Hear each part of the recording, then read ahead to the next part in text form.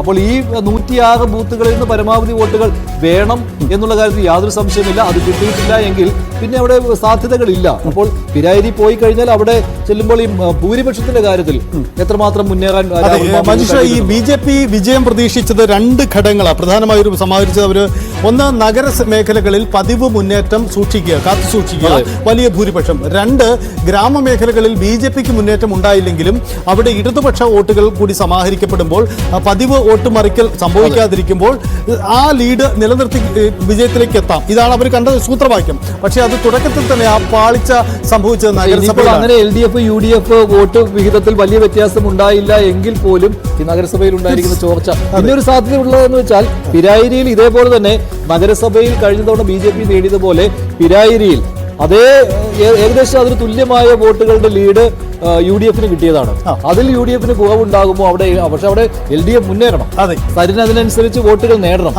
മറ്റൊരു കാര്യമുണ്ട്, നഗരസഭയിൽ LDFന്റെ വോട്ടിൽ ഇപ്പോഴത്തെ ട്രെൻഡ് അനുസരിച്ച് നോക്കുമ്പോൾ വോട്ട് കുറഞ്ഞിട്ടില്ല അല്ലേ? പക്ഷെ ഒരു കാര്യം വ്യക്തമാണ്, മണ്ഡലം പൊതുവിൽ UDFന് അനുകൂലമായി ചിന്തിച്ചിട്ടുണ്ട്. ആ ട്രെൻഡ് സ്വാഭാവികമായും പിരായിരിലും ബാധകമാവും. അവിടെ വരുമ്പോൾ അങ്ങനെയെങ്കിൽ ഭൂരിപക്ഷം വരും. ഒരു സാധ്യതയില്ല, ഒരു സംശയം അക്കാര്യത്തിലില്ല. അതാണ് ഞാൻ പറഞ്ഞത്, പിരായിരിയിൽ നമുക്കൊന്ന് എത്തി നോക്കണം. അതായത് 7ാമത്തെ റൗണ്ട് 7 റൗണ്ട് 8 റൗണ്ടിന്റെ പകുതി വരെ നഗരസഭയാണ്. അപ്പോൾ ആ 8ാം റൗണ്ട് കഴിയുമ്പോൾ കൂടിയുള്ള ബൂത്തുകൾ നോക്കാം. എന്തായാലും ട്രോളി ബാഗുമായിട്ട് പ്രകടനം തുടങ്ങി കഴിഞ്ഞിരിക്കുകയാണ്. ട്രോളി ബാഗാണ് ഇത്തവണ ഹീറോയായി മാറിയിരിക്കുന്നത് പാലക്കാട് തെരഞ്ഞെടുപ്പിൽ. അതിൽ രാഹുൽ മാങ്കൂട്ടത്തിൽ ആദ്യം ട്രോളി ബാഗുമായി വാർത്താ സമ്മേളനം നടത്തുന്നു. അതിനുശേഷം ട്രോളി ബാഗ് ഒരു ട്രെൻഡ് സെറ്ററായിട്ട് മാറുകയാണ്. എന്തായാലും ഈ പാതിര റെയ്ഡൊക്കെ UDFനെ സഹായിച്ചിട്ടുണ്ട് എന്ന് വേണം കരുതാൻ. അതൊക്കെ മണ്ടത്തരം പറ്റിയത് സംസ്ഥാന സർക്കാരിനാണ്. അങ്ങനെയുള്ള പാതിര റെയ്ഡുമായിട്ടൊക്കെ പോയി ഒന്നും കണ്ടെത്താനാവാതെ മടങ്ങിയതും അതിൽ സ്ത്രീ വോട്ടർമാർ പോലും അക്കാര്യത്തിൽ കൂടുതൽ രാഹുൽ മാങ്കൂട്ടത്തിന് അനുകൂലമായിട്ടുണ്ട് എന്ന് വേണം കരുതാൻ. UDF പ്രവർത്തകരുടെ ആഹ്ലാദ പ്രകടനം തെരുവുകളിൽ ഇറങ്ങി ഇപ്പോൾ ആഹ്ലാദ നൃത്തം ചവിട്ടുകയാണ്. അങ്ങനെ വോട്ടുകൾ 4 റൗണ്ട് കഴിഞ്ഞപ്പോൾ തന്നെ ഇത് മതി ഞങ്ങൾക്ക് ജയിക്കാൻ എന്നുള്ള രീതിയിലേക്ക് UDF ക്യാമ്പുകൾ വന്നിരിക്കുകയാണ്. കാരണം പാലക്കാടിന്റെ രാഷ്ട്രീയം കൃത്യമായിട്ട് പ്രവർത്തകർക്ക് അറിയാം.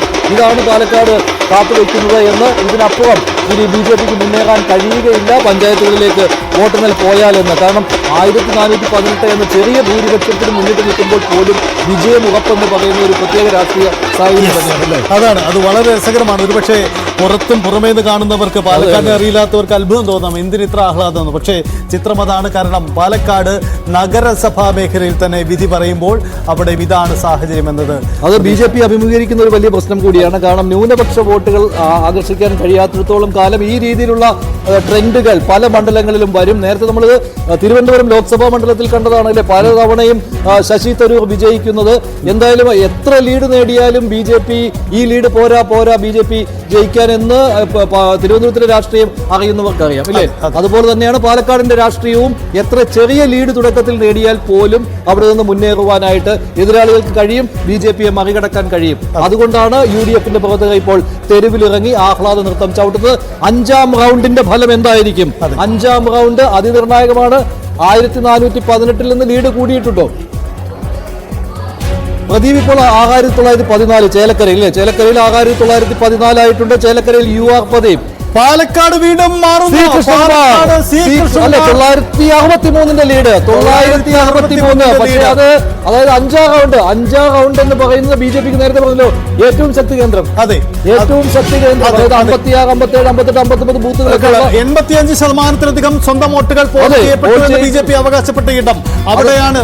963 എന്ന ഇടത്തേക്ക് ഇപ്പോൾ എത്തിയിരിക്കുന്നത് പാലക്കാട് പിടിക്കുന്നു. അതായത് അത് നല്ല ലീഡാണ്. കാരണം 1418 അല്ലായിരുന്നു, അതും മറികടന്ന് ഏകദേശം 2400ഓളം വോട്ടുകളുടെ ലീഡ് 5ാം റൗണ്ടിൽ കൃഷ്ണകുമാറിന് കിട്ടിയെന്ന് പറയുമ്പോൾ. പക്ഷെ വേറൊരു കാര്യമാണ് സ്ഥലത്ത്, ഇത് പരമാവധിയാണ്.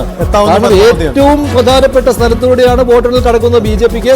അവിടെ 2400 നേടി. അപ്പോൾ ഇനി അങ്ങോട്ട് ഇതനുസരിച്ച് മുന്നേറേണ്ടി വരും ഇല്ലേ? തീർച്ചയായും രീതിയിൽ ശക്തി കേന്ദ്രങ്ങളിൽ മുന്നേറണം. പക്ഷെ 3ഉം 4ഉം റൗണ്ടുകളിൽ കാലിടറിയത് C കൃഷ്ണകുമാറിന് തിരിച്ചടിയാണ്. അവിടെ നിന്നും മേക്കപ്പ് ചെയ്ത് ഒരു 2400ഓളം വോട്ടുകളുടെ ലീഡ് 5ാം റൗണ്ടിൽ കിട്ടിയെങ്കിലും നിലവിൽ 963 ആകെ ലീഡുള്ളൂ. സാങ്കേതികമായി 963 എന്ന ലീഡ് നില BJPക്ക് ഇപ്പോൾ ഉണ്ട്.